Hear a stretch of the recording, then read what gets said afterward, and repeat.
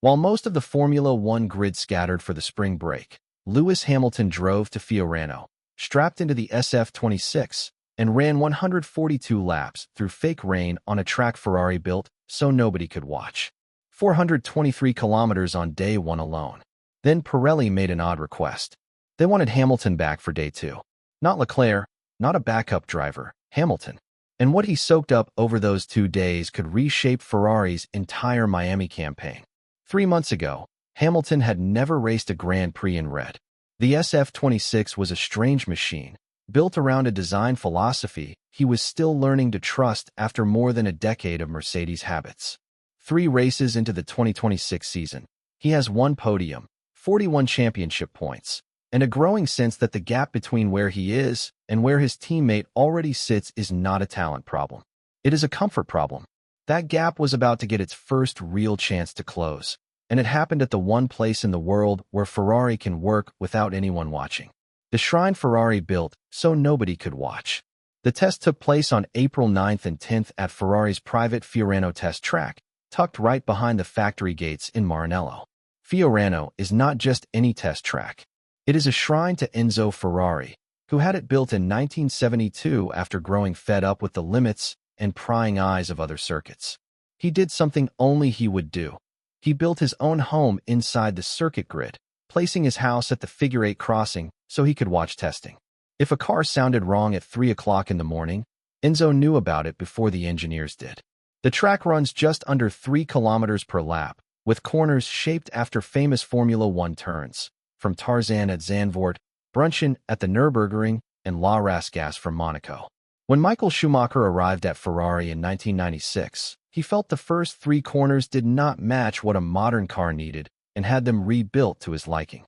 His lap record there, 55.99 seconds, set in the famous F2004, still stands more than 2 decades later. Every Ferrari Formula One car since then has taken its first laps on this tarmac, and the SF-26 was no different, making its first run at Fiorano on January 23rd. What makes Fiorano perfect for wet weather tests is the water system put in during 2008. Underground rain tanks can flood the track, creating fake but tightly controlled wet conditions no matter what the Italian sky is doing. On April 9th, under clear skies and 21 degrees Celsius, the sprinklers turned a bone-dry circuit into a controlled downpour.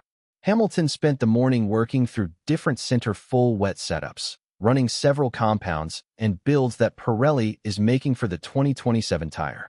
By early afternoon, the program shifted to center intermediate versions, the wet to intermediate switch that wins races.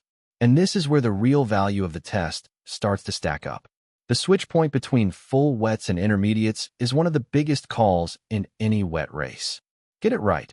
Swap at the exact moment when the drying track gives enough grip to work, and you gain 2 to 3 seconds per lap, while everyone else is still shredding their full wets on a surface that is no longer wet enough to hold them up.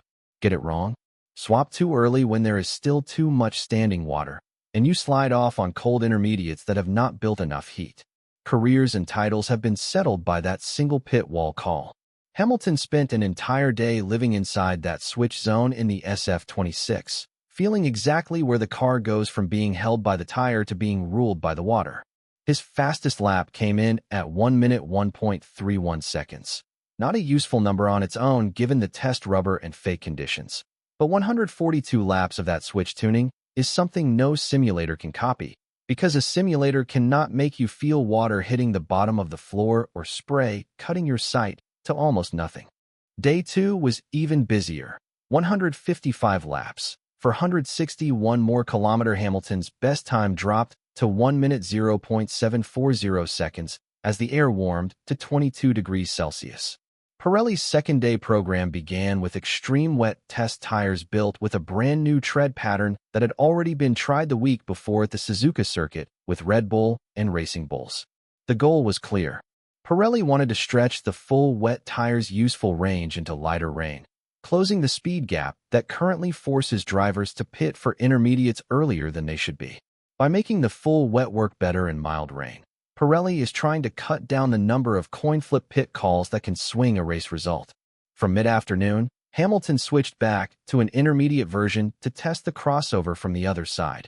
mapping where the intermediate starts to fall apart in heavier water. This was not the long-talked super intermediate idea. A single tire meant to replace both the wet and the intermediate entirely. That remains a separate future project.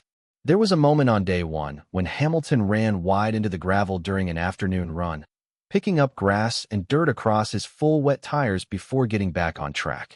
On a test day that most drivers would treat as a chore, a box-ticking job to keep the tire maker happy, Hamilton was pushing the car's limits. That tells you something about where his head is right now. Across both days, Hamilton covered 884 kilometers, 297 laps on a circuit that stretches barely 3 kilometers. That is a brutal, body-punishing amount of seat time and spray. And it raises the question that sits at the heart of this story. What the rulebook says Ferrari gets from this. What does Ferrari actually get out of this? The honest answer, on paper, is nothing. The rules around Pirelli test days are tied on purpose. Ferrari cannot use the running for car development work. The team is not told which compound is on the car at any given time during the program. If rain shows up at any point this season, and rain has a way of showing up exactly when nobody has planned for it, Hamilton now carries a depth of wet weather feel in this exact car that most of his rivals simply do not have. The more telling signal from Fiorano is what Hamilton being there says about his buy-in to the Ferrari project at a personal level. The feeling inside the paddock was that Ferrari would send backup driver Antonio Giovinazzi for the Pirelli job. Tire testing is dull, thankless work. You run laps on compounds nobody tells you about, give honest feedback that feeds someone else's program, and go home with nothing on your own data sheet. Hamilton has never been keen on this kind of duty. During his Mercedes years, he skipped testing whenever the rules allowed it, handing it off to Valtteri Bottas or test drivers without a second thought. Showing up for a 2-day rain test in the middle of a holiday break, then saying yes to Pirelli's surprise request to come back for a second day when none had been planned, marks a clear and real shift in mindset. Fred Vasseur was spotted at the Fiorano pit box during running. Hamilton was not going through the motions.